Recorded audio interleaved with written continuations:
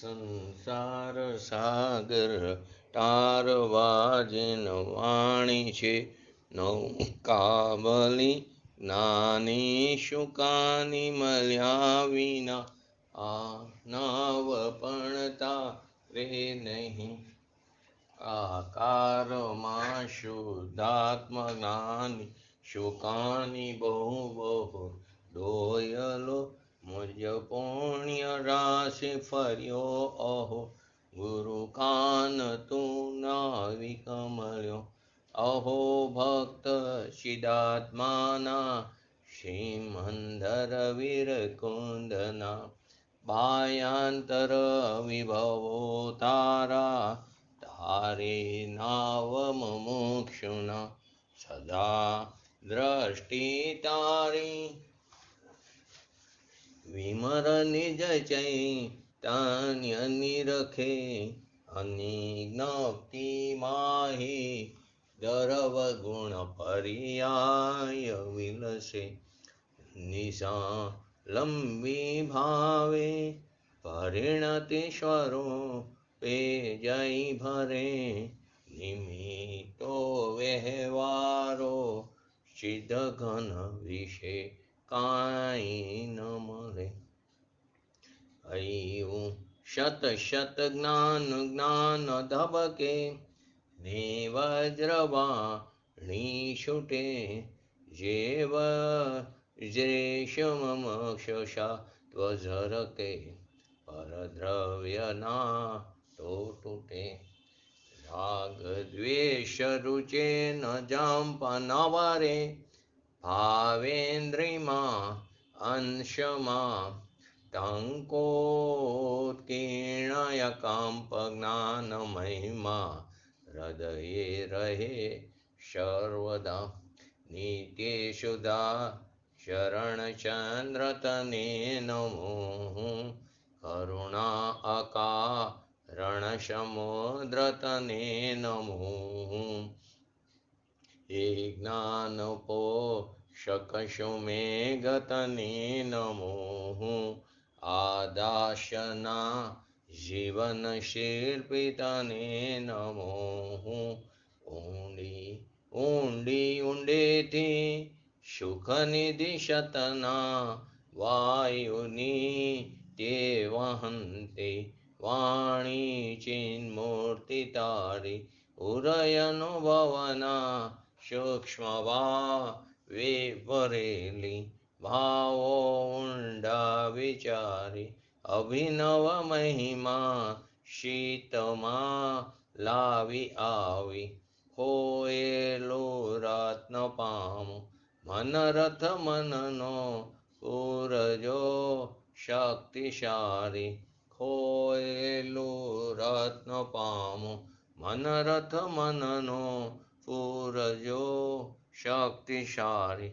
નમો રિંગતાણંગ નમો સિદ્ધાણંગ નમો હિરણમ નમો વજ્રણમ નમો લોહી શવ શ્રવણમ ચત્તારી મંગલમ અર્હંતા મંગલમ સિદ્ધા મંગલમ શાહો મંગલમ કેવલી પંતો ધર્મો મંગલમ. ચત્તારી લુગુટમાં અર્હંતા લુગુટમાં સિદ્ધા લુગુટમાં શાહુ લુગુટમાં કેવલી પંતો ધર્મ લુગુટમાં. ચત્તારી શરણ ભોજામી અર્હંતે શરણ ભોજામી સિદ્ધે શરણ ભોજામી શાહુ શરણ ભોજામી કેવલી પંતો ધર્મો શરણ ભોજામી. ઓમ નમો અરિહંતાણો.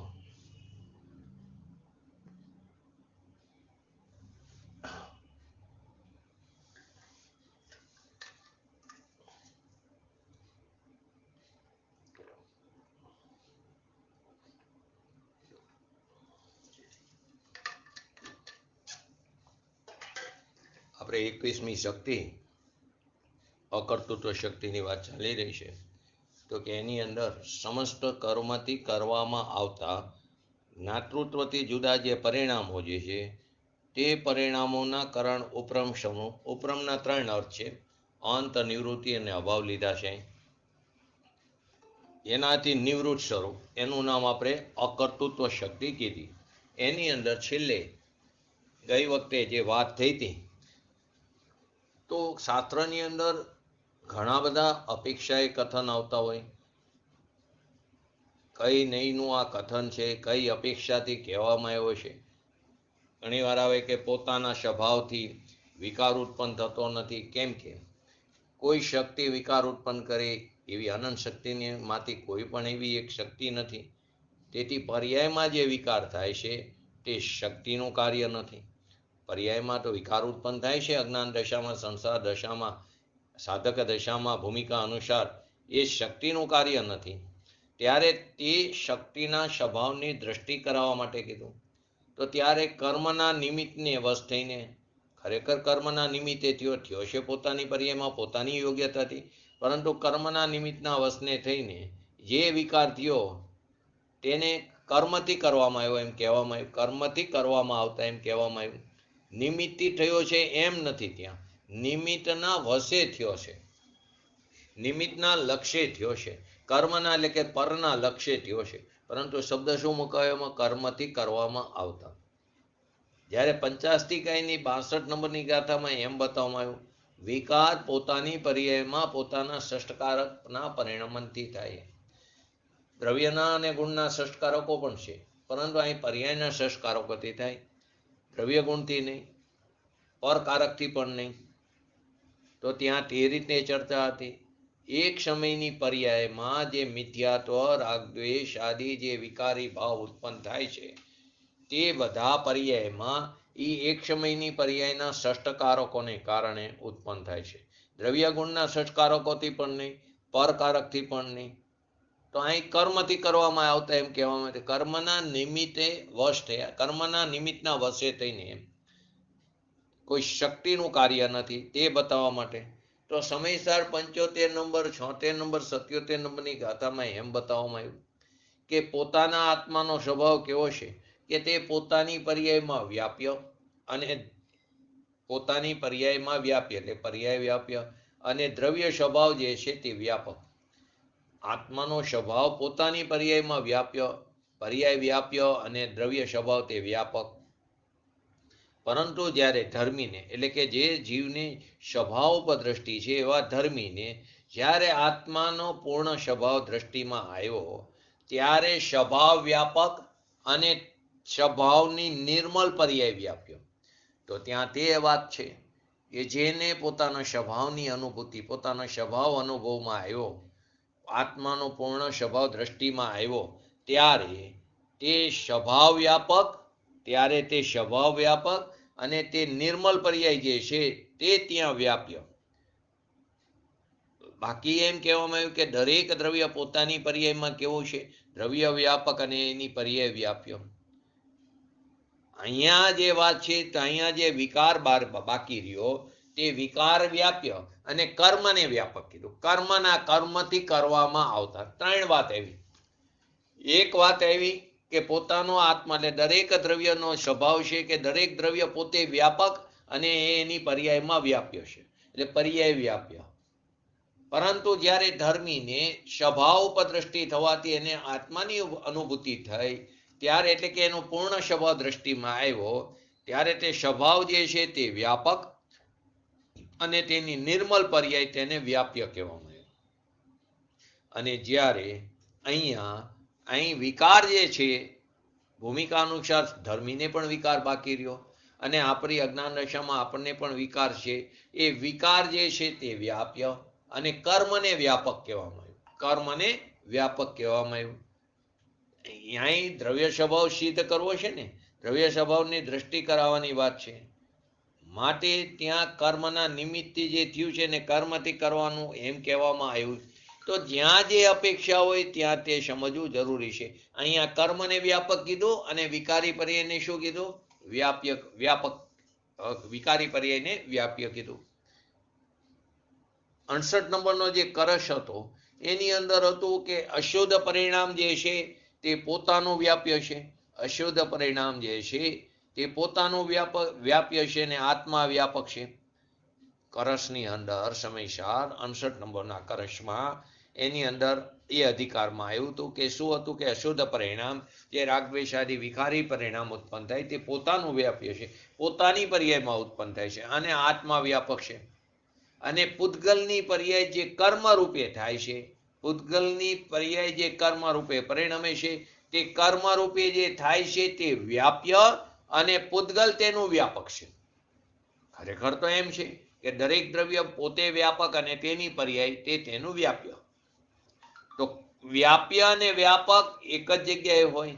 તો અહીં પણ એ વાત બતાવી કે પોતાની અંદર અશુદ્ધતા ઉત્પન્ન થઈને પોતાની ભૂલને કારણે, તો એ અશુદ્ધ પર્યાય જે છે તે અશુદ્ધ પર્યાય પોતાનું વ્યાપ્ય છે, પોતાની પર્યાય છે, અને તેમાં આત્મા વ્યાપક છે. અને પૂતગલની પર્યાય જે કર્મ રૂપે થઈ, તે કર્મરૂપી પર્યાય તે વ્યાપ્ય અને તે પૂતગલ પરમાણુ તે તેનો વ્યાપક. આત્મા તેમાં વ્યાપક છે એમ નથી.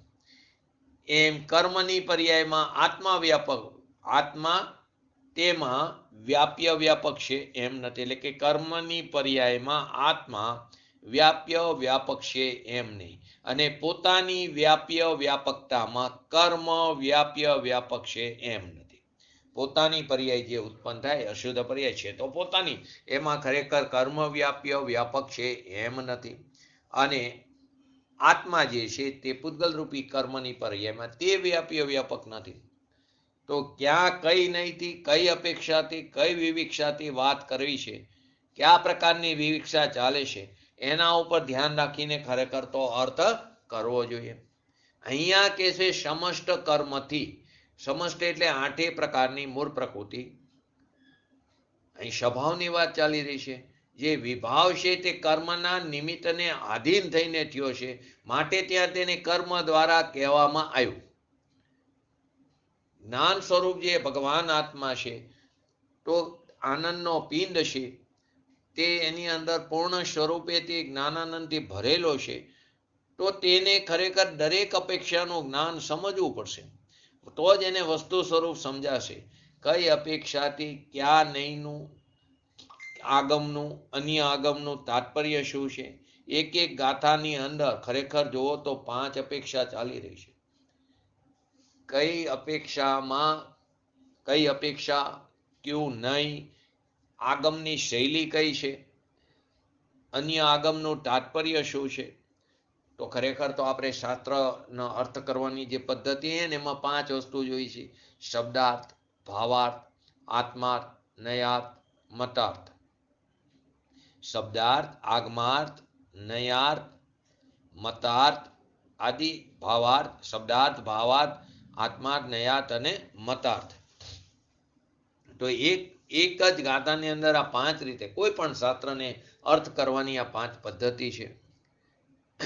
તો કર્મથી કરવામાં આવતા એટલે જ્ઞાતૃત્વ માત્રથી જુદા, તો એનાથી જુદા જે કોઈ પરિણામો છે તે બધા પરિણામોનો આત્મા અકર્તા છે.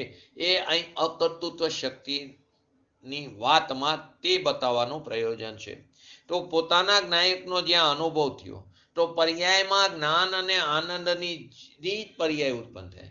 તો પર્યાયમાં જ્ઞાન અને આનંદ જ ઉત્પન્ન થાય. જેવો પોતાનો સ્વભાવનો અનુભવ થાય તો પર્યાયમાં જ્ઞાન અને આનંદની જ ઉત્પત્તિ થાય. તેને ત્યાં વિકાર ઉત્પન્ન થાય છે એમ છે જ નહીં. ત્યાં તેને વિકાર જ ઉત્પન્ન થતો. પોતાનો સ્વભાવનું લક્ષ્ય કરે તો પર્યાયમાં વિતરાગતા જ પ્રાપ્ત થાય છે. તો ત્યાં પર્યાયની અંદર રાગદ્વેષ આદિ ઉત્પન્ન જ નથી થતા. અહીં જ્ઞાયક માત્ર જે ભાવ છે, જે પર્યાય છે, તે કેવી છે, તે ક્રમવર્તી છે. અને જે શક્તિઓ જે છે અનંત શક્તિઓ, તે બધી અક્રમવર્તી છે. અને તે બંનેનો સમુદાય, એનો પિંડ તે ભગવાન આત્મા છે.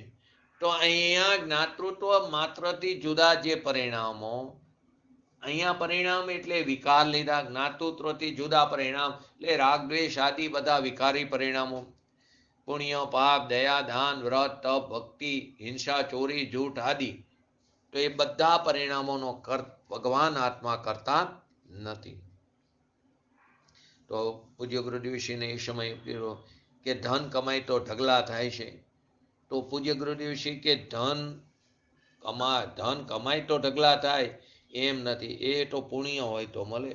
બાકી તો ઘણા લોકો પુરુષાર્થ કરે છે. પુરુષાર્થ તો ઘણા લોકો કરે તો પણ એને ધનની પ્રાપ્તિ, પૈસાની પ્રાપ્તિ થતી નથી. ઘણા લોકો બુદ્ધિશાળી હોય, બુદ્ધિથી ધન મળે, સંયોગો મળે, તો પણ પૈસાની પ્રાપ્તિ થતી નથી. તો એ શેનાથી, તો કે નિમિત્ત રૂપે પુણ્ય છે. પુણ્ય વિના પૈસા મળે નહીં. પૈસા મળે તો એને ક્યાં મળે છે? એની પાસે તો પૈસા સંબંધીની મમતા ખરેખર આવે. પૈસા તો પૈસામાં રહે છે, પૈસામાં રહે. એ પૈસા એની પોતાની ક્રિયાવર્તી શક્તિને કારણે ક્ષેત્રથી ક્ષેત્રાંતર થઈને આપણી પાસે આવે ત્યારે એ સંબંધીની ખરેખર મમતા આવે છે. નિજરા અધિકારની અંદર બતાવ્યો હોય કે ભેંસનો પતિ કોણ હોય? પાડો હોય. તો કે ભેંસનો પતિ પાડો એમ વિકારનો પતિ જળ હોય. તો રાગદ્વેષ આદિ જે વિકાર ઉત્પન્ન થાય ને જ્ઞાતૃત્વથી જુદા પરિણામ, તો એ વિકારનો પતિ કોણ હોય? જળ હોય. ભેંસનો પતિ પાડો હોય એમ વિકારનો પતિ જળ હોય. હવે જે વિકારને પોતાનો માને, રાગદ્વેષને પોતાનો માને, એને અહીંયા શાસ્ત્રમાં જળ કીધું. વિકારનો પતિ કોણ છે? જળ કીધું. જેમ ભેંસનો પતિ પાડો હોય, એક્ઝામ્પલ આપ્યું નિજરા અધિકારમાં, એમ વિકારનો પતિ જળ. તો રાગદ્વેષાદી પરિણામોનો પતિ જળ એટલે કે કર્મ કહેવામાં આવ્યો. એનો પતિ એટલે એનો કર્તા. એને કઈ અપેક્ષા કે એના નિમિત્તે, એના વશે એટલે કે એના નિમિત્તે થયો. ખરેખર તો એ સમયની પર્યાયની યોગ્યતાથી થયું છે. હવે આવા વિકારને જે પોતાનો માને છે એને પણ અહીંયા જળ કીધું છે. આમાં પૈસા મારા માને એ વાત તો ક્યાં રહી? વિકારની પર્યાય પણ જો દ્રવ્યમાન નથી, વિકારની પર્યાય પણ દ્રવ્યમાન નથી, શક્તિમાં એટલે કે ગુણમાં નથી. હવે એવા દ્રવ્ય શક્તિનું જ્યાં ભાન થયું તો પર્યાયમાં પણ વિકાર નથી. એ વાત અહીં સમજાવવાનું પ્રયોજન છે. વિકારની પર્યાય દ્રવ્યમાં નથી, ગુણમાં નથી. હવે જ્યાં એ દ્રવ્ય ઉપદ્રષ્ટિ એટલે શક્તિવાન ઉપદ્રષ્ટિ થઈ અથવા તો તેનો સ્વીકાર થયો એટલે શક્તિનું ભાન થયું, શક્તિની યથાર્થ કબૂલાત થઈ, તો પર્યાયમાં પણ વિકાર નથી. હવે એ પરિણામોના કરણના એટલે કે વિકારી પરિણામના કરવામાં, પુણ્ય પાપના વિકારને કરવામાં ઉપરમ સ્વરૂપ, તો એનાથી ભગવાન આત્મા કેવો છે? નિવૃત્ત સ્વરૂપ છે. જેવો પોતાના ચૈતન્યનું ભાન થયું, સમ્યક દર્શન થયું, ધર્મનું જ્ઞાન થયું, તો વિકારી પરિણામોથી કેવો છે? અંત લાવનારો છે, અભાવરૂપ છે, ઉપરમ એટલે કે નિવૃત્ત સ્વરૂપ છે. આવા સમ્યક દ્રષ્ટિ જીવને વિકારના પરિણામથી નિવૃત્ત સ્વરૂપ કીધો. ઉપરમની 3 વાત બતાવી. ઉપરમ એટલે નિવૃત્ત, ઉપરમ એટલે એને અંત એટલે કે ત્યાં વિકારનો અંત એટલે વિકારથી રહિત એટલે કે વિકાર સહિત નથી, અને વિકારનો અંત એટલે કે દૂર એટલે કે અભાવ કીધો. એટલે ઉપરમના 3 અર્થ બતાવ્યા. એક વિકારનો અંત, એક વિકારનો અભાવ અને ત્રીજું વિકારથી નિવૃત્ત સ્વરૂપ. તો આવો ભગવાન આત્મા કે જે અનંત શક્તિનો ધરનાર છે, એનો જ્યાં આશ્રય લીધો તો ત્યારે જે વિકારના પરિણામ થાય છે, આશ્રય લેનાર સમ્યક દ્રષ્ટિ આત્મા તે સમયે વિકારથી કેવો? નિવૃત્ત સ્વરૂપ છે. સાધક દશામાં ભૂમિકા અનુસાર ભલે પોતાના ભગવાન આત્માનો આશ્રય લીધો અને સમ્યક દર્શનની પ્રાપ્તિ થઈ, પરંતુ સ્વભાવમાં રહી શકવાને ન કારણે, સ્વભાવમાં રહી નથી શકતા તે કારણે, પોતાના પુરુષાર્થની નબળાઈને કારણે, ચારિત્ર મૌન્યના ઉદયને કારણે એને જે કંઈ રાગદ્વેષ આદિ ઉત્પન્ન થાય છે, તો ત્યાં એક જગ્યાએ એમ પણ કહે છે જેટલા અંશે રાગ થાય તેટલા અંશે, સોગાનીજી પણ કહે જેટલા અંશે રાગ થાય તેટલા અંશે ત્યાં દુઃખ પણ થાય છે, તેટલા અંશે ત્યાં દુઃખનું વેદન પણ થાય છે. એટલે કે જેટલા અંશે તેને રાગ દ્વેષ આદિ થાય છે, પરંતુ તે વિકારથી કેવા છે? નિવૃત્ત સ્વરૂપ છે. વિકારમાં પ્રવૃત્ત સ્વરૂપ તે કરતા નથી, તે રાગનો રાગી નથી, એનો માલિક નથી. જો વિકારમાં પ્રવૃત્ત સ્વરૂપ હોય તો કરતા થઈ જાય. પરંતુ આ વાત સમજવી ખૂબ જ અઘરી પડે છે કે થાય છે તો આપણી પોતાની પર્યાયમાં, છતાં તેને કર્મના નિમિત્તના વશે થયા હોવાને કારણે તેનો કરતા કર્મને કહેવામાં આવ્યો. અહીંયા વાસ્તવમાં તો એ પર્યાય પોતાના ષષ્ટકારકોને તે સમયની પોતાની યોગ્યતાથી ત્યારે નિમિત્ત પર હોય છે. પરંતુ જેને પોતાના સ્વભાવનું ભાન થયું તો એના ફળ સ્વરૂપે એને અનંત આનંદ અને અનંત શાંતિ જે પ્રગટ થાય છે તે કેવી સાદી અનંતકાળ સુધી રહેશે. એનો ઉપાય પણ ખરેખર અલૌકિક, એ દ્રવ્ય અલૌકિક છે, તો એને પ્રાપ્ત કરવાના ઉપાય પણ કેવા હોય છે? અલૌકિક હોય છે. અને એ કાર્યના ફળમાં અનંત ચતુષ્યની પ્રાપ્તિ થાય છે, અનંત આનંદ, અનંત જ્ઞાન, દર્શન, સુખ, વીર્ય આદિની પ્રાપ્તિ થાય છે. આવી અનંતી પર્યાયો અનંત સમય સુધી પ્રગટે છે, અને તે સમયે ભિન્ન ભિન્ન પ્રગટે. એ જાત ખરી પણ એ નહીં, એવી ને એવી પ્રગટે એ નહીં, પરંતુ એ સાદી અનંતકાળ સુધી પ્રગટે છે. તો એનો ઉપાય પણ કેવો હોય? અલૌકિક હોય. જેનું ફળ અલૌકિક લોકોતર હોય તો એનો ઉપાય પણ કેવો હોય? અલૌકિક હોય છે. જ્યાં પોતાના આત્માનું ભાન થયું, જ્ઞાન થયું, એ જ્ઞાનમાં જ્ઞાતાપણાનું, દ્રષ્ટાપણાનું પરિણામ આવ્યું. જેવું પોતાના સ્વભાવ ઉપર દ્રષ્ટિ થવાથી સ્વભાવનું ભાન થયું તો જ્ઞાતાપણાનું, દ્રષ્ટાપણાનું પરિણામ આવ્યું. એ જ્ઞાની કર્મના નિમિત્તે ઉત્પન્ન થયેલા કથનશૈલી છે નિમિત્ત દ્વારા, તો કે એ ક્યાંય કોઈક જગ્યાએ ઉપાદાનથી કે ક્યાંક નિમિત્ત દ્વારા કે, તો અહીંયા નિમિત્ત દ્વારા કહેવામાં આવ્યું. નિમિત્તના વશે થયું એ અપેક્ષાએ ક્યાંક એમ આવે, એક્ઝામ્પલ પણ આવે, જવથી જવ થાય તો એ પૂતગલથી વિકારી પરિણામ પૂતગલના છે. જવથી જેમ જવની ઉત્પત્તિ થાય, દ્રષ્ટાંત આવે, જવ નામનું અનાજ છે તે જવથી જ થાય. એમાં ઘઉંનો દાણો વાવો તો જવ ઉત્પન્ન ન થાય. જવનો દાણો અંદર રોપ્યો હોય તો જવ ઉત્પન્ન થાય. તો કે જવથી જવ થાય 68 નંબરની ગાથામાં છે. તો એ પૂતગલથી વિકારી પરિણામ પૂતગલના છે. એ પૂતગલથી જે વિકારી પરિણામ કર્મના નિમિત્તે વશે ઉત્પન્ન થયેલા વિકારી પરિણામ તે પૂતગલના છે. જવથી જેમ જવ ઉત્પન્ન થાય તે અપેક્ષાએ એ દ્રષ્ટાંત એ રીતે ત્યાં સમજાયું. તો તેને પૂતગલના કહેવામાં આવ્યા. તેમાં ચૈતન્યના પ્રકાશનો અભાવ હોવાથી તેને પૂતગલના કહેવામાં આવે. તેને પૂતગલ કહેવામાં આવ્યું. સ્પર્શ, રસ, ગંધ, વર્ણ એ પૂતગલની વાત નથી. ત્યાં ચૈતન્યના પ્રકાશનો અભાવ છે એ અપેક્ષાએ તેને ત્યાં પૂતગલ કહેવામાં આવ્યું. અહીંયા કે છે ભગવાનને રાગનું કરતાપણું જ્યાં નથી, જ્યાં ભગવાન આત્માને રાગનું કરતાપણું નથી, એટલે કે ધર્મી જીવ, સાધક જીવ, એ બધા કર્મ દ્વારા થયેલા વિકલ્પથી કહેવાય નિવૃત્ત સ્વરૂપ છે, ઉપરમ સ્વરૂપ છે. ધર્મી એને કહી, સમ્યક દ્રષ્ટિ એને કહી કે જે વિકારથી કહેવાય છે નિવૃત્ત સ્વરૂપ છે.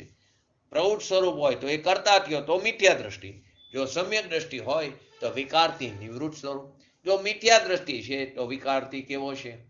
તે પ્રવૃત્ત સ્વરૂપ છે, તે તેનો કર્તા છે. અહીંયા તો એમ કે છે કે પરની ક્રિયાનો તો કરતા તો છે જ નહીં આત્મા. પરની ક્રિયાને આત્મા 3 કાળમાં કરી શકતો નથી. કેમ કે દરેક દ્રવ્ય પોતાની વર્તમાન પર્યાયથી યુક્ત છે. કોઈ દ્રવ્ય નકામું નથી હોતું. નકામું એટલે પર્યાય વિનાનું નથી હોતું. એ અપેક્ષાએ નકામું કીધું. એટલે કોઈ પણ દ્રવ્ય નકામું એટલે કે કાર્યરૂપ પર્યાય વિનાનું એટલે હોતું નથી. એટલે કે દરેક દ્રવ્ય વર્તમાન પર્યાયથી યુક્ત છે. તો પરનું કાર્ય કરવું એ વાત તો ઘણી દૂર રહી. 3 કાળમાં તે કરી શકતો નથી. પરંતુ એક એક્ઝામ્પલ આપે પૂજ્ય ગુરુદેવશ્રી દીપચંદજી નામના સરદાર શહેરવાળા. એને શરૂઆતમાં બરાબર પકડાઈ ગયો, પાછળ થોડી ભૂલ થઈ. તો એને એમ કહેતા હતા કે કોઈ દ્રવ્ય નકામું નથી, કાર્યરૂપી પર્યાય કર્યા વિના રહેતું નથી. એટલે કે દરેક દ્રવ્ય પર્યાયરૂપી કાર્ય કરે છે. તો બીજું દ્રવ્ય એને શું કરે? તો બીજું દ્રવ્ય એનું કાર્ય કેવી રીતે કરે? દરેક દ્રવ્ય પોતાની વર્તમાન પર્યાયથી યુક્ત છે તો બીજું દ્રવ્ય કેવી રીતે કરે? પરંતુ પાછળથી પરિણામોમાં થોડો ફેર પડી ગયો. સોગાનીજીએ કીધું કે જ્ઞાનીને પણ રાગ છે, જ્ઞાનીને પણ દુઃખ છે, જ્ઞાનીને પણ વેદન છે. જેટલા અંશે રાગ છે એટલા અંશે એને દુઃખ પણ છે, એટલા અંશે એને વેદન છે. તો એને જરાક એ ભાઈને થોડીક ન રૂચ્યું, એ તકલીફ પડી કે દુઃખનું વેદન તો તીવ્ર કષાયવાળાને થાય, મંદ કષાયવાળાને દુઃખનું વેદન ન થાય. અહીંયા તો કે 6ઠા 7મા ગુણસ્થાનમાં ઝૂલતા ભાવલિંગી મુનિરાજ, એને પણ જેટલો રાગ છે એ અપેક્ષાએ પરિણમન થયું ને, તો પરિણમનમાં જ્ઞાનની અપેક્ષાએ આત્માને તેનો કરતા કહેવામાં આવ્યો. પરિણમન કરે શો કરતા. તો ત્યાં તે અપેક્ષા લીધી. હવે જ્યાં દ્રષ્ટિનો વિષય હાલતો હોય, દ્રષ્ટિ અને દ્રષ્ટિના વિષયની વાત જ્યારે ચાલે છે, તો પર્યાયમાં જેટલો રાગ થાય છે તેનું પરિણમન છે તો કરતા કહેવાય છે. પરંતુ તે પ્રવૃત્તિમાં કરવા લાયક છે એવી પ્રવૃત્તિ એને હોતી નથી. એટલે કે તે પ્રવૃત્તિથી નિવૃત્ત સ્વરૂપ છે. તેથી તેને ત્યાં તેનો અકર્તા કહેવામાં આવ્યો છે. રાગ કરવા લાયક છે, હિતકર છે એવી પ્રવૃત્તિ જ્ઞાનીને હોતી નથી. પણ પરિણમન રૂપ છે તો કરતા પણ કહેવામાં આવ્યો છે. પરિણમે છે, માટે કર્તા પણ કહેવામાં આવ્યો. પરંતુ તેને કઈ અપેક્ષા પરિણમન કરે, પરંતુ આત્માની અંદર ક્યાંય અશુદ્ધતા નથી કે કોઈ ગુણમાં અશુદ્ધતા નથી, તો તે વિકાર રૂપે તો પરિણમન નથી કરતો. પરના લક્ષ્ય થાય તો માટે કર્મથી કરવામાં આવ્યા એમ કહેવામાં આવ્યા. તો એ ખાલી જ્ઞાતા દ્રષ્ટા એટલે કે જ્ઞાતૃત્વથી જુદા બધા પરિણામોનો ભગવાન આત્મા અકર્તા છે. તો પછી આના પછીની શક્તિમાં અભૃક્તૃત્વ શક્તિ આની જ અપેક્ષાએ આવે છે. તો જ્યાં રાગનું વેદન થાય છે ત્યાં તો તેને ભોગતા પણ કીધો, જેટલા પ્રમાણમાં રાગ થાય છે. પછી મુનિ હોય કે શમકીતી હોય તો એને દુઃખનું વેદન છે. પછી ભલે સાયક શમકીતી હોય. શ્રેણિક રાજા અત્યારે પહેલી નરકમાં છે, તો પહેલી નરકમાં છે તો ત્યાં તેને જે દુઃખો સંયોગો પ્રતિકૂળતા જે આવે છે, તો તે બધી પ્રતિકૂળતા આવે છે. તો ભલે એ ભાવિ તીર્થંકર છે, અહીંથી નીકળીને બોલો પ્રશ્ન હતો કઈ અમિતાબેન? તો અહીંથી નીકળીને તે ભલે ત્યાંથી નીકળીને નરક ગતિમાંથી નીકળીને તે ભલે હવેની 24મીમાં તીર્થંકર થવાના હોય, પરંતુ ત્યાં તેને દુઃખ થાય છે, દુઃખનું વેદન પણ છે. માતાના કુખમાં આવશે ત્યારે પણ ત્યાં પણ તેને એટલો સમય અશુચિમાં રહેવું પડશે. ત્યારે ઇન્દ્ર આવશે, માતાને કહેશે કે તમારો પુત્ર એ અમારો ધણી છે, અમારા તારણહાર છે, માટે તમે જતન કરીને રાખજો. એ વ્યવહારનું કથન છે. કોઈ કોઈને રાખી શકતું નથી, કોઈ કોઈને એનું જતન કરી શકતું નથી. કોણ કહે છે? સ્વધર્મેન્દ્ર. એ પણ એક અવતારી છે, છતાં તે શમકીતી હોવા છતાં તે એમ કહે છે, કેમ કે બોલવામાં તો વ્યવહાર જ આવે છે. બોલવામાં શું આવે છે? વ્યવહાર આવે છે. બોલવામાં તો બીજું કંઈ આવતું નથી. બોલવામાં વ્યવહાર આવે છે. તો વ્યવહારથી બોલવામાં આવ્યું કે તમે માતા એનું જતન કરજો. તો નિમિત્તના કથન હોય ત્યારે એવી રીતે આવે. ત્રિલોક તીર્થંકર નાથનો જન્મ થયો તો તમારામાં ગર્ભ રહ્યો અને તે કેવળ જ્ઞાન પામે. અનેક જીવોનો મોક્ષ થશે. ભલે ઉપાદાન તો એનું છે, પરંતુ તેને તારણહાર કહેવામાં આવ્યો. એટલે કે માતા પહેલા અમે તમને નમસ્કાર કરી, પછી તીર્થંકરને નમસ્કાર કરી, તો આ વિકલ્પ ઉત્પન્ન થયો. પરંતુ તે વિકલ્પનો તે કરતા નથી. તે એકાવતારી, તે સમ્યક દ્રષ્ટિ સૌધર્મ ઇન્દ્ર છે. તેના અંદર અભિપ્રાયમાં પડ્યું છે આ જે વિકલ્પ ઉત્પન્ન થયો તે વિકલ્પ મારું સ્વરૂપ નથી, હું તેનાથી ભિન્ન જાતિનો છું. તો તે અપેક્ષાએ તે તેનો કરતા નથી. વ્યવહારથી બોલે છે, એમ પણ કે તમે જતન કરીને રાખજો. તો અહીંયા તો ના પાડે છે, અહીંયા ના પડે છે. તો ત્યાં જે અપેક્ષા હોય તે અપેક્ષા સમજવી પડે છે. ભક્તિના વર્ણનમાં આવી જ વાત આવે, કેમ કે ત્યાં વ્યવહારની ભાષા આવે છે. અને અહીં કહે છે બધા પ્રકારના વિકલ્પથી કેવો છે? નિવૃત્ત સ્વરૂપ છે, ઉપરમ સ્વરૂપ છે. તો તે ધંધા પાણીનો કરતા તો નથી, પણ દયા દાન આદિના જે વિકલ્પ ઉઠે છે એનાથી પણ કેવો છે ભગવાન આત્મા? નિવૃત્ત સ્વરૂપ છે. અહીંયા અકર્તૃત્વ સ્વભાવ તે તેનો ધર્મ છે. અકર્તૃત્વ સ્વભાવમાં રાગનો અભાવ કીધો. એને નિવૃત્તિ લો, અંત લો કે અભાવ લો, તો રાગના અભાવ સ્વરૂપ છે. તે જ અનેકાંત થયું, એનું નામ અનેકાંત થયું. શુદ્ધ ચૈતન્યનો સ્વભાવ, પોતાનો જ્ઞાયક સ્વભાવ કેવો છે? અકર્તૃત્વ છે. તો અકર્તૃત્વમાં જ્ઞાતા દ્રષ્ટાના જે પરિણામ થાય છે એમાં રાગનો અભાવ છે. પોતાનો શુદ્ધ ચૈતન્ય સ્વભાવ તે અકર્તૃત્વ, તો અકર્તૃત્વમાં જ્ઞાતા દ્રષ્ટાના જે પરિણામ થયા એમાં રાગનો અભાવ છે. એ અનેકાંત છે. રાગથી પણ થાય અને જ્ઞાતા દ્રષ્ટાના પરિણામથી પણ ધર્મ થાય. એને અહીંયા પૂજ્ય ગુરુદેવશ્રી અને શાસ્ત્રમાં ફૂટડી વાત કીધા.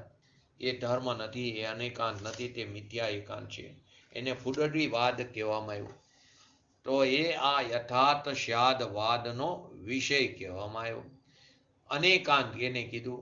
એક એક શક્તિના વર્ણનમાં નિર્મળ પરિણીતિનો એ કરતા છે. શક્તિની વાત ચાલી રહી છે, તેને જેટલી પણ નિર્મળ પર્યાય ઉત્પન્ન થઈ તે નિર્મળ પર્યાય વ્યાપ્ય અને દ્રવ્ય તેનું વ્યાપક કહેવામાં આવ્યું. રાગથી એને નિવૃત્ત સ્વરૂપ કહેવામાં આવ્યો. એનાથી નિવૃત્તિ જે સમ્યક દર્શન જ્ઞાન તે રાગથી થયા નથી, કેમ કે એનાથી તો નિવૃત્ત સ્વરૂપ છે. તો અહીં તો હજી એ તકરાર હાલે કે વ્યવહાર કરતા કરતા નિશ્ચયની પ્રાપ્તિ થાય, વ્યવહાર કરતા કરતા નિશ્ચયની પ્રાપ્તિ થાય, શુભ ભાવ કરતા કરતા શુદ્ધની પ્રાપ્તિ થાય. તો અહીં તો એમ કે છે એનાથી નિવૃત્ત સ્વરૂપ છે. તો આ અકર્તૃત્વ શક્તિમાં કર્તૃત્વપણાના રાગનો અભાવ છે, એ જ અનેકાંત અને એ જ સ્યાદવાદ છે. હવે આવા અકર્તૃત્વ શક્તિમાં અનંત શક્તિઓનું રૂપ છે, તો એની અંદર અકાર્ય કારણત્વ શક્તિનું પણ રૂપ સમાયેલું છે. તો અકર્તૃત્વ શક્તિનો ધરનાર ભગવાન આત્મા, એનો જે અનુભવ થયો, તો એ અનુભવમાં રાગની મંદતા, કષાયની મંદતા કારણ અને અનુભવ કાર્ય એમ નથી. કેમ કે અકાર્ય કારણત્વ શક્તિનું રૂપ છે એની અંદર, અકર્તૃત્વ શક્તિની અંદર અકાર્ય કારણત્વ શક્તિનું રૂપ પણ સમાયેલું છે. તો અકર્તૃત્વ શક્તિનો ધરનાર ભગવાન આત્મા, એની જ્યાં અનુભૂતિ થઈ, તો ત્યારે અનુભવમાં રાગની મંદતા કારણ, કષાયની મંદતા કારણ, એટલે કે શુભ ભાવ કારણ અને અનુભવ કાર્ય એમ નથી. અનુભવ કારણ અને રાગ તેનું કાર્ય એમ પણ નથી. અનુભવ કારણ અને રાગ તેનું કાર્ય એમ પણ નથી. કેમ કે અંદર અકાર્ય કારણત્વ શક્તિનું રૂપ સમાયેલું છે. એટલે કે શુભ ભાવ કારણ અને નિશ્ચય સમ્યક દર્શન કાર્ય એમ નથી, અને નિશ્ચય સમ્યક દર્શન કારણ અને રાગ કાર્ય એમ નથી. તો પહેલી તો શાસ્ત્રને સમજવા માટે પદ્ધતિઓ સમજવી જરૂરી છે. આ શક્તિની અંદર અકાર્ય કારણત્વ શક્તિ પડેલી છે, અને એ શક્તિ અનંત અનંત ગુણોમાં નિમિત્ત રૂપે છે. જ્ઞાનની પર્યાય ઉત્પન્ન થાય એની સાથે અકર્તૃત્વ શક્તિની પર્યાય પણ ઉત્પન્ન થઈ, એ પણ સાથે ઉછરી. અનંત અનંત શક્તિઓ જ્ઞાન માત્ર ભાવની સાથે ઉછરી. તો જ્ઞાનની હીણી દશાનો કરતા જ્ઞાનને, જ્ઞાનની હીણી દશાનો કરતા જ્ઞાનની રાગથી નિવૃત્ત છે.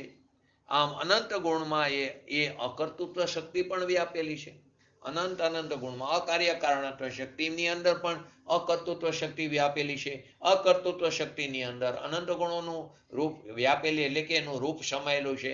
અને અકર્તૃત્વ શક્તિની અંદર અકાર્ય કારણત્વ શક્તિનું રૂપ, એવી અનંતે અનંતી શક્તિઓનું રૂપ એકબીજામાં સમાયેલું છે. તો પ્રત્યેક ગુણની પર્યાયમાં અકર્તૃત્વપણું છે. જ્ઞાનની પર્યાયમાં અકર્તૃત્વપણું, એટલે જ્ઞાનની પર્યાય પરથી થઈ, જ્ઞાનની પર્યાય પરથી થઈ, શાસ્ત્ર સાંભળવાથી થઈ, શાસ્ત્ર સ્વાધ્યાયથી થઈ, દેવગુરુ ભક્તિથી જ્ઞાનની પર્યાય થઈ એમ નથી. કેમ કે કારણ કાર્ય એમાં છે જ નહીં. કેમ કે કારણ અને કાર્ય નિયમથી એક જગ્યાએ અભેદ હોય છે. આ 72 નંબરની ગાથામાંથી અકાર્ય કારણત્વ શક્તિ કાઢી, જીવત્વ શક્તિ તે પૂજ્ય ગુરુદેવ શ્રી કે મેં બીજી ગાથાના પહેલા શબ્દોમાંથી કાઢી. એમ દરેક શક્તિ, એટલે કે પૂજ્ય ગુરુદેવશ્રીની પણ અનાદિથી આ ચાલી આવે છે શાસ્ત્રની પરંપરા. તો કે એમાંથી બીજી ગાથાના પહેલા શબ્દમાંથી જીવત્વ શક્તિ કાઢી. પૂજ્ય ગુરુદેવશ્રી આ 47 શક્તિ સિવાય બીજી 54 કે 57 શક્તિ તેમણે કાઢી, એ જુદી છે. આ તો સમયસાર પરિશિષ્ટમાં આ શક્તિઓની વાત છે, એના ઉપર પૂજ્ય ગુરુદેવશ્રીના પ્રવચનો થયા છે. તો આપણે આ અકર્તૃત્વ શક્તિ સમજ્યા. હવે આના પછી 22મી શક્તિ, 22મી શક્તિ જે છે અભોક્તૃત્વ શક્તિ. કઈ છે? અભોક્તૃત્વ શક્તિ. તો તેમાં શું કહે છે કે જરા પણ પ્રતિકૂળતા આવે, સંસાર દશા છે, અનુકૂળતા પણ આવે, પ્રતિકૂળતા પણ આવે, તો જરા પણ તું ચિંતા ન કરતો, મૂંઝવણ ન કરતો. મારો આત્મા ઘેરાઈ ગયો એવું પણ આપણને લાગે અજ્ઞાન દશાને કારણે. તો અહીંયા ધર્મી જીવ, જ્ઞાની જીવ એમ કહે છે કે હે જીવ, હે ભાઈ, ચિંતાથી ઘરાઈ જાય એવો તારો સ્વભાવ નથી. તું ચિંતાથી ઘેરાઈ જાય એવો તારો સ્વભાવ નથી. તારા આત્મામાં એવો અભોક્તા સ્વભાવ છે કે ચિંતા પરિણામને તું ભોગવી જ શકતો નથી. ચિંતા થાય, એવા રાગદ્વેષ આદિના પરિણામ થાય, સંકલેશ પરિણામ થાય, તો તારા આત્મામાં એક અભોક્તા નામની શક્તિ પડી છે. તારો એક એવો સ્વભાવ છે કે તું આ બધા પરિણામને ન ભોગવ, તું ભોગવી શકતો નથી. માટે જરા પણ મૂંઝાઈને વિકારના વેદનથી વિરામ પામેલા, વિકારના વેદનથી વિરામ પામેલા એવા નાયક સ્વભાવ પાસે તું જા, એટલે કે એનું લક્ષ્ય કર, તો તને આનંદનું વેદન થશે, એનો તું ભોગવટો કરી શકે. તો તને ત્યાં જ્ઞાન આનંદની નિર્મળ પર્યાય ઉત્પન્ન થશે, એનું વેદન થશે, તો ત્યાં તું તેનો ભોગવટો કરી શકીશ. માટે કહેશે જરા પણ પ્રતિકૂળતા આવે, તો જરા પણ પ્રતિકૂળતા આવે તો શું થાય? આપણે ઘણી વાર અજ્ઞાન દશામાં જીવો જરા પણ પ્રતિકૂળતા આવે તો બે વસ્તુ બને. કાં ભગવાન પાસે જાય, કઈ આશાએ જાય છે? ત્યાં આશા સમાયેલી છે કે હું જઈશ ને ભગવાનના જીનેન્દ્ર ભગવાનના દર્શન કરીશ અને મને જે આ તકલીફ વિઘ્ન આવ્યું છે તે દૂર થશે. તો તે એવા લક્ષ્ય જાય છે તો તે શુભ ભાવ પણ થતો નથી, તે અશુભ ભાવ થાય છે. પહેલી ભૂલ અહીં થાય છે. બીજી ભૂલ એનાથી પણ કોઈક હીન પરિણામ વાળો જીવ હોય, તે જીનેન્દ્ર ભગવાનને બદલે તે કુદેવ, કુગુરુ, કુશાસ્ત્રનું શરણ લઈ લેશે, તો તે ગૃહિત મિથ્યાત્વમાં ચાલ્યો જાય છે. અને તે તો એની એટલે એને વધારે હીન પરિણામ વાળા જીવો કીધા. તો કે તું જરા પણ ગભરા નહીં. લૌકિકમાં પણ કહે છે કે દરેક સમય સરખો હોતો નથી. અંધકાર પછી અજવાળું થાય છે, આવી એવા ગુઢાર્થ પણ હોય છે, એવી કહેવત પણ છે. કેમ? તો કે દરેક સમય એક સમય પૂરતો હોય છે. સમય પલટો ખાય છે, બોલી પણ છે. તો સમય પલટો એટલે કે પર્યાયની અવસ્થા ફરે છે. બીજા સમયે તારે શાંતિની અનુભૂતિ પણ થાય. લૌકિક શાંતિની વાત નથી. તું તારા સ્વભાવનું લક્ષ્ય કરીશ તો તને શાંતિની અનુભૂતિ પણ થાય. તો બહારથી તને અનુકૂળતા પણ સહજ રૂપે મળ્યા વગર રહેતી નથી, મળે જ છે એના ફળ સ્વરૂપે. પરંતુ તેવા આશય કરીશ તો તને આ ન્યાયિક તત્વની પણ પ્રાપ્તિ નહીં થાય. એવા આશયથી નહીં. તું તારા સ્વભાવ સામે લક્ષ્ય કર. બાકીનું કાર્ય તો એની યોગ્યતાએ થયા વગર નહીં રહે, એની ભાવ શક્તિથી એ કાર્ય થયા વગર નહીં રહે. પછી ભલે ને ગમે એટલી પ્રતિકૂળતા આવે, ન આવે એવું નથી, ધર્મીને પણ આવે, પરંતુ તે તેનો અકર્તા છે, તે તેનો અભોગતા છે. કેમ કે એ પોતાના આનંદનું વેદન કરે છે. માટે એને જેટલી પણ પ્રતિકૂળતા આવે તે પ્રતિકૂળતામાં તે તેનો જ્ઞાતા દ્રષ્ટા રહેશે. તો જ્ઞાયક સ્વરૂપ આત્મામાં જેમ વિકારના અકર્તા રૂપે શક્તિ છે, તેવી જ રીતે હર્ષ, શોક, રતિ, અરતિ આદિ બધા વિકારના અભોગતાપણાની શક્તિ પણ છે. જેવી રીતે વિકારના અકર્તા રૂપે શક્તિ છે, તેવી રીતે હર્ષ, શોક, રાગ, દ્વેષ આદિ વિકારના અભોગતા રૂપે એક શક્તિ પડી છે.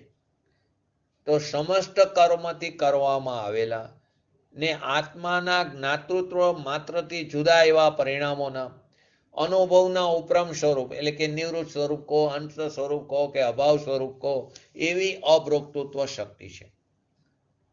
જ્ઞાનને અંતરમાં વાળતા એટલે કે પર્યાયને દ્રવ્ય તરફ ઢાળતા, પર્યાયને દ્રવ્ય તરફ લક્ષ્ય કરતા, પર્યાયનું લક્ષ્ય દ્રવ્ય તરફ જતા જે અતિન્દ્રિય આનંદનો ભોગવટો થાય છે, તેમાં હર્ષ, શોક, રાગ, દ્વેષ આદિ ભોગવટાનો અભાવ છે. કેમ કે તે એનો એ અકર્તા છે. પોતાના સ્વભાવ તરફ દ્રષ્ટિ જતા એટલે કે જ્ઞાનની પર્યાય જે અત્યારે ખરેખર તો જેની પર્યાય છે તે તેનું લક્ષ્ય કરે તો આનંદની અનુભૂતિ થાય.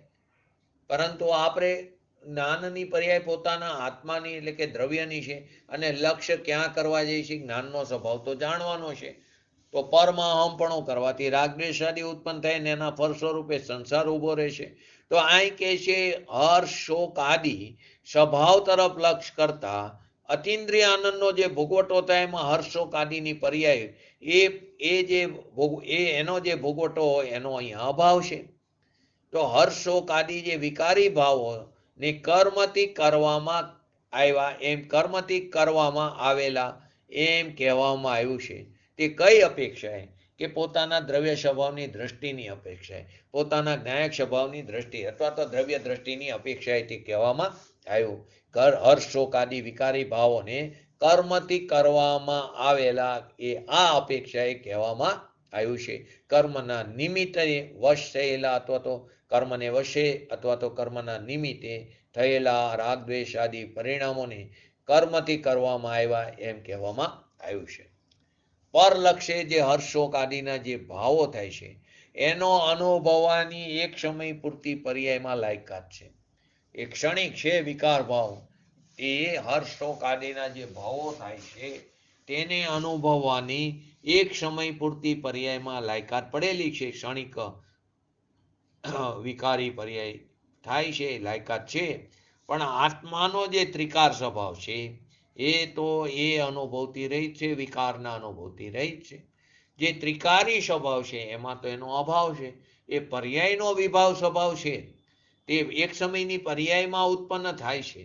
એ એક સમય પૂરતી પર્યાયમાં એની લાયકાત છે એને અનુભવવાની અજ્ઞાન દશામાં. પરંતુ જો ત્રિકાર સ્વભાવ,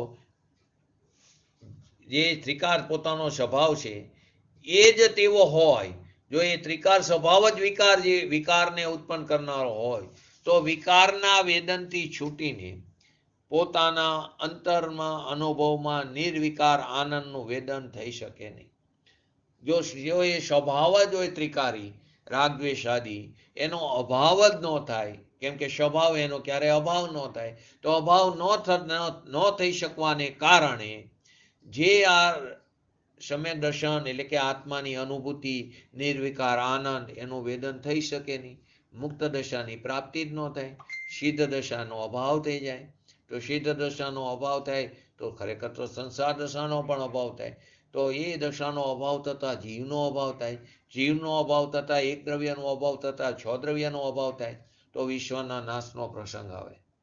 અહીંયા તો પર્યાયની નિર્મળ પરિણામની વાત છે.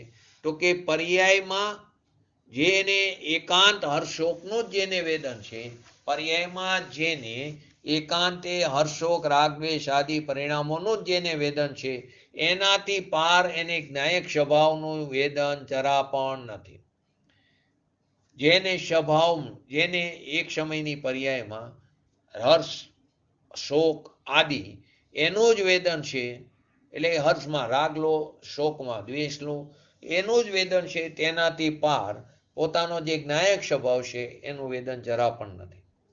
એને ખરેખર પોતાના આત્માની અભોક્તૃત્વ શક્તિની શ્રદ્ધા થઈ નથી, એની કબૂલાત જ થઈ નથી. તો એક શક્તિની કબૂલાત નથી થઈ તો અનંત શક્તિની કબૂલાત નથી થઈ. અનંત શક્તિની કબૂલાત નથી થઈ તો અનંત શક્તિને ધરનાર એવા ભગવાન આત્માની કબૂલાત, એનો સ્વીકાર નથી થયો. હવે આત્માનો સ્વીકાર નથી થયો તો એને સંસાર ઊભો રહેશે. તો કે સાધકને અલ્પ હર્ષ આદિ વખતે પણ સાધકને થાય છે અલ્પ પ્રમાણમાં, એને હર્ષ પણ થાય, એને રાગ પણ થાય, એને શોક પણ થાય, એને એ વખતે દ્વેષ પણ થાય.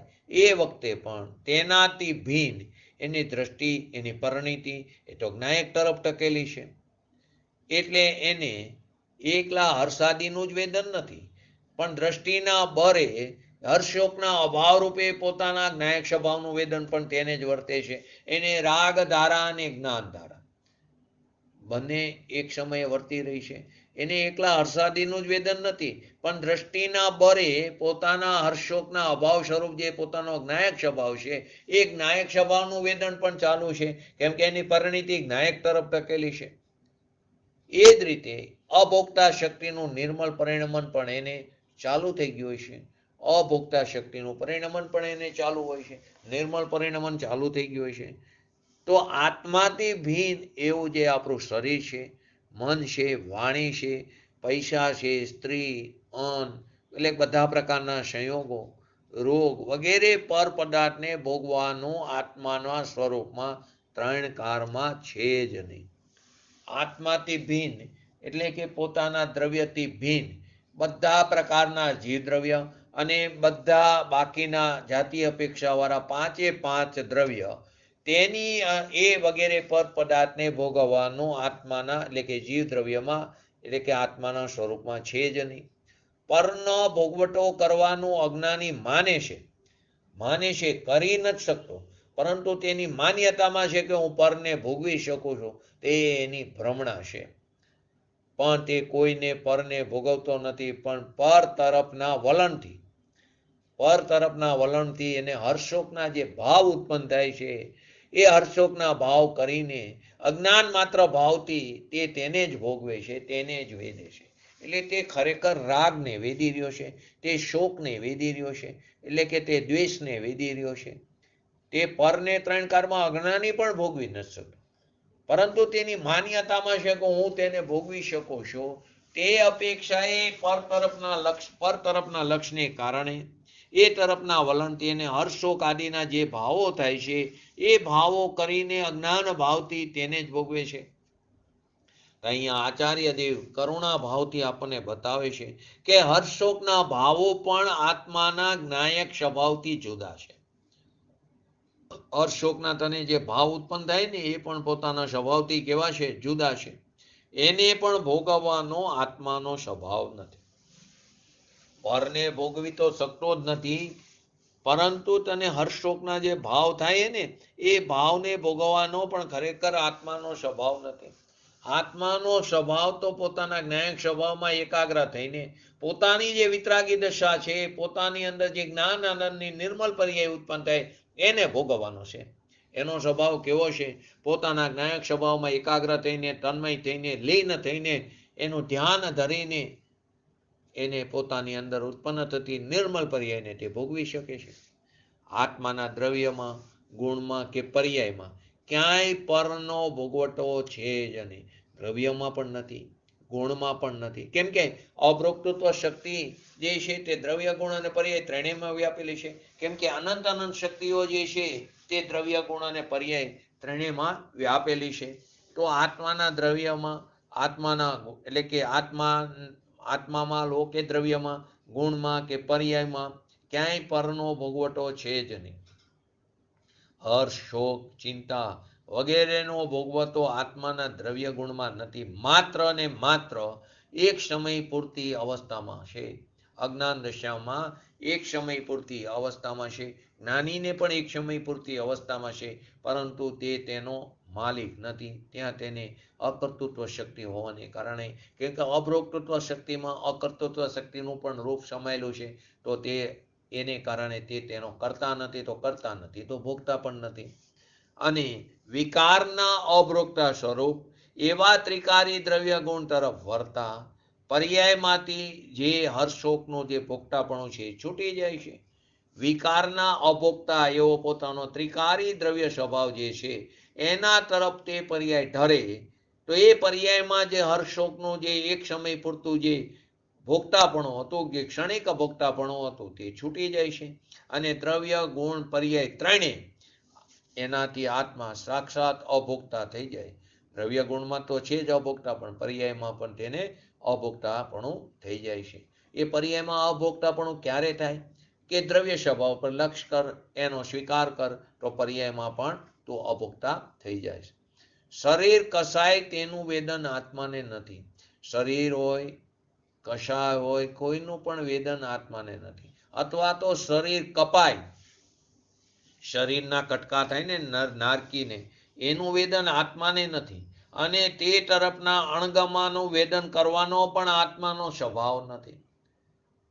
તે સમયે અજ્ઞાન દશામાં અણગમો પણ ઉત્પન્ન થાય, એ અણગમાનું વેદન કરવાનો ખરેખર આત્માનો સ્વભાવ નથી. જ્ઞાયક સ્વભાવનું વેદન કરવાનો આત્માનો સ્વભાવ છે. નારકી ઉપરથી પડે અને તેના કટકે કટકા થઈ જાય, પાછું પારાની જેમ શરીર એક થઈ જાય, તો એ શરીર કપાય તો તેનું વેદન નથી આત્માને. તે તરફના અણગમાનું વેદન અજ્ઞાન દશામાં તે કરી રહ્યો છે, પરંતુ તે અણગમાનું વેદન કરવાનો આત્માનો સ્વભાવ નથી. એ તો પર્યાયનો ક્ષણિક સ્વભાવ છે. કેમ કે જ્ઞાયક સ્વભાવનું વેદન કરવું એ જ આત્માનો સ્વભાવ છે. અજ્ઞાની શું કહે છે? કે કરેલા કર્મ ભોગવવા પડે. પણ અહીં કહે છે કે તું તારા જ્ઞાયક સ્વભાવ તરફ ધર. આચાર્ય દેવ શું કહે છે? એ તરફ ધર તો કર્મ તરફનું વેદન પણ તને નહીં રહે. કરેલા કર્મ ભોગવવા પડે, પરંતુ તું તારા સ્વભાવ પર લક્ષ કર, એનો સ્વીકાર કર, તો કર્મ તરફનું વેદન પણ તને નહીં રહે. અને તને ખાલી આનંદનું વેદન થશે, નિર્મલ પર્યાયનું જ વેદન થશે. જ્ઞાયક સ્વભાવ તરફ વળીને તેનું વેદન જે જીવ નથી કરતો, પોતાના સ્વભાવ તરફ ધરતો નથી, અને તેનું વેદન જે નથી કરતો, તે જ વિકારનો ભોગતા થઈને ચાર ગતિમાં રખડે. જે પર્યાય દ્રવ્ય સ્વભાવ તરફ ધરતી નથી, જેની પર્યાય દ્રવ્ય સ્વભાવ તરફ ધરતી નથી, તે જ જીવ વિકારનો ભોગતા થઈને ચાર ગતિમાં રખડે છે. આત્માના લક્ષ્ય કાંઈ હર્ષોકનું વેદન થતું નથી. આત્માના લક્ષ્ય હર્ષોકનું વેદન ન થાય. કેમ કે આત્માનો સ્વભાવ વિકારના ભોગવટાથી રહિત છે. સ્વના લક્ષ્ય ક્યારે રાગદ્વેષ ઉત્પન્ન જ ન થાય, પરના લક્ષ્ય ઉત્પન્ન થાય, કેમ કે સ્વભાવમાં જ નથી કંઈ. તો આત્માનો સ્વભાવ તો કેવો હોય? વિકારથી રહિત છે. વિકારથી રહિત છે તો તે વિકારનો કરતા પણ નથી, તો કરતા નથી તો ભોગતા પણ નથી. માટે વિકારના ભોગવટાથી આત્માનો ત્રિકાર સ્વભાવ કેવો છે? રહિત છે.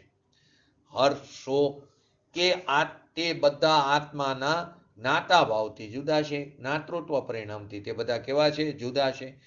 કર્મ તરફના વલણવાળો જીવ, પરના લક્ષ્ય તરફનો જીવ, જીવદ હર્ષ શોકનો ભોગવટો કરે છે. જેને પરનું લક્ષ્ય છે, એટલે કર્મ તરફના વલણવાળો જીવ જ એ હર્ષ શોકનો ભોગવટો કરે છે, એનો ભોગતા થાય છે. માટે તેને કર્મનું જ કાર્ય અહીંયા કહેવામાં આવ્યું છે. એટલે કે તે આત્માના સ્વભાવનું કાર્ય નથી. આત્માના સ્વભાવ સાથે જે પરિણીતિ અભેદ થઈ ગઈ, એટલે કે જેવું દ્રવ્ય છે તેવી જ પર્યાયમાં રચના થઈ ગઈ, તો એ પરિણીતિ અભેદ થઈ, તે તો આત્મા છે. ત્યાં દ્રવ્ય અને પર્યાયની સંધિ અભેદ પરિણમનની વાત છે. પણ જે પરિણીતિ વિકારના જ અનુભવમાં રોકાઈ જાય તેને આત્મા કહેતા નથી. જે પરિણીતિ વિકારના પરિણમનમાં જ રોકાઈ જાય તેને આત્મા કહેતા નથી. કેમ કે તેમાં આત્માની પ્રસિદ્ધિ નથી, તેમાં તો પરની પ્રસિદ્ધિ છે, તેમાં આત્માની પ્રસિદ્ધિ નથી. કેમ કે હર્ષ શોકના ભોગવટા વગરનો જ્ઞાયક રહેવાનો જ આત્માનો સ્વભાવ છે. આવા અભોગતા સ્વભાવને લક્ષ્યમાં લઈને ગમે તે સંયોગોમાં ગમે તેટલી પ્રતિકૂળતા આવે પણ જીવને પોતાની શાંતિનું વેદન છૂટે નહીં. આવા અભોગતા સ્વભાવને તું લક્ષ્યમાં લઈશ તો ગમે તેવા સંયોગો આવે, ગમે તેવી પ્રતિકૂળતા આવે, પણ જીવને પોતાની શાંતિનું જે વેદન છે તે છૂટતું નથી. સ્વભાવને ભૂલીને બહારની વસ્તુથી મને ઠીકપણું અઠીકપણું જેને લાગે છે, એનાથી મને સુખ દુઃખ થાય છે, એવી જે માન્યતા છે એ સંસારનું ખરેખર મૂળ છે. શાસ્ત્રોમાં કહે છે કે જ્ઞાનીને, શાસ્ત્રોમાં શું કહે છે કે જ્ઞાની જીવ થાય છે પરના લક્ષ્ય, એને પણ રાગ દ્વેષ થાય છે, પણ તે તેનો કરતા નથી. પરંતુ અજ્ઞાનીને જે અનંત દુઃખ છે તે તો વાસ્તવિક જ દુઃખ છે. પરંતુ જે પોતાને જે સુખ માને છે તે પણ માત્ર કલ્પના છે. સુખ જ્યાં ભેરું છે એવા સ્વભાવ ઉપર તો એની દ્રષ્ટિ નથી. એ સ્વભાવના અનુભવ વગર વાસ્તવિક સુખનું વેદન હોય જ નહીં. શાશ્વત સુખનું એને વેદન જ ન હોય. આત્માના સ્વભાવમાં જે વાસ્તવિક સુખ ભર્યું છે તેનું વેદન કેમ થાય? જેના સ્વભાવની પ્રાપ્તિ નથી, જેને અનુભૂતિ નથી, એવા જ્ઞાન સ્વભાવના અનુભવ વગર તેને ખરેખર સુખનું વેદન કેવી રીતે થાય ને અનાદિનું દુઃખનું વેદન એને કેવી રીતે ટરે? તે અહીંયા આચાર્ય દેવ આપણને બતાવે છે. કારણ આપણે શરીર, લક્ષ્મી, મોટર આદિ કોઈ પણ જડ વસ્તુ લો, એ બધું આત્માને સુખ આપે એમ જે માને છે તેની દ્રષ્ટિમાં ખરેખર આત્મા કરતા જડ વસ્તુની અધિકતાને, વિસ્મયતા અને મહત્તા લાગી. એને જડ વસ્તુને એના કરતા મોટી માની. કે જે લોકો શરીર, લક્ષ્મી, જડ વગેરે જડ વસ્તુઓ આત્માને સુખ આપે એમ જેને માન્યું, તો તેને ખરેખર પોતાના ત્રિકારી આ ભગવાન આત્મા કરતા એની દ્રષ્ટિમાં વસ્તુની, પર વસ્તુની મહત્તા વધી ગઈ. આત્મામાં તો સુખ નથી અને જડ તેને સુખ આપે છે એમ જે માને છે એ મૂળ જીવ કદી પણ જડ તરફનું વલણ છોડીને આત્મા તરફ નહીં જાય. એવો મૂળ જીવ ક્યારે પણ જડ તરફથી લક્ષ્ય છોડીને પોતાના સ્વભાવ તરફ નહીં ડરે અને તે સંસારમાં તેનું પરિવર્તન ચાલુ ને ચાલુ, પરિભ્રમણ ચાલુ ને ચાલુ રહેશે. જડમાં તો ક્યાંય મારું સુખ નથી, સુખ તો મારા સ્વભાવમાં છે અને તે સ્વભાવમાં અંતર્મુખ થવાની, મને એ સ્વભાવની અંદર અંતર્મુખ થવાથી જ મને મારા સુખનું વેદન થશે એમ જ્ઞાની જ્યારે જાણે છે અને તે પ્રમાણે તે વર્તે છે. એટલે સંયોગ તરફનું વલણ સંકોચીને, એને સંયોગ તરફનું જે વલણ છે તેને સંકોચીને એનાથી નિવૃત્ત થઈને સ્વભાવની અંદર અંતર્મુખ થઈને અતિન્દ્રિય સુખનું વેદન કરતા કરતા તે પરમ સિદ્ધ પદને પ્રાપ્ત થાય છે. તો આપણે પણ આવા પરમ સિદ્ધ પદને પ્રાપ્ત કરવું હોય તો આપણે પણ આપણા જે સંયોગો છે તે વૈભવવાદી છે એને સંકોચીને પોતાના સ્વભાવ તરફ દ્રષ્ટિ કરીને આપણે પણ અતિન્દ્રિય સુખનું વેદન કરતા કરતા પૂર્ણ પદની પ્રાપ્તિ કરી, પરમ પદની પ્રાપ્તિ કરી, એવી પરમ વિરલ ભાવના સાથે આજનો વ્યક્તિત્વ પૂરું કરું. જય જિનેન્દ્ર. બોલો જીનવાણી સ્તુતિ.